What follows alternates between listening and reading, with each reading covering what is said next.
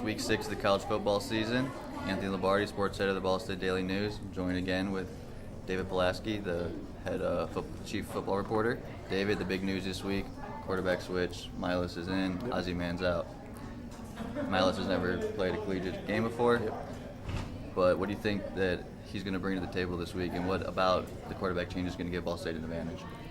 One thing is very important to consider going into this game, like you mentioned. Ozzie Mann has never made a collegiate start, which means there's no game film on him for Western Michigan to look at.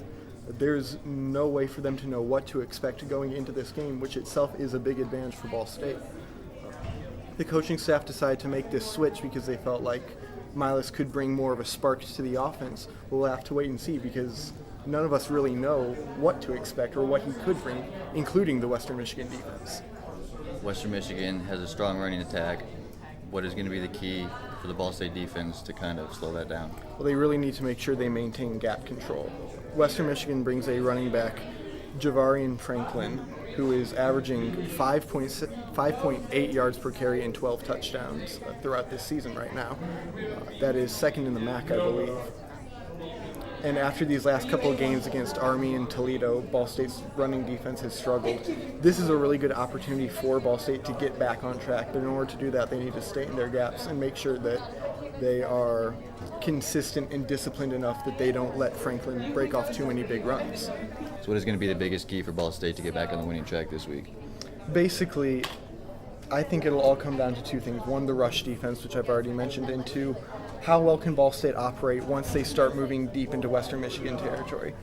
This season, once they got inside that opponent's 20, 30-yard line, the offense suddenly falls apart, and then Scott Secor has to put a field goal through, and they're leaving 4 points on the board at that point. With Jack Milas at quarterback, Ozzie Mann taking a step back right now, Juwan Edwards running the ball, Jordan Williams a wide receiver, they have a very good chance to put that ball in the end zone now. And when they get the ball down deep into Western Michigan territory, they have to take advantage at this point. And then, as always, what's your prediction on the game? New quarterback could bring a spark.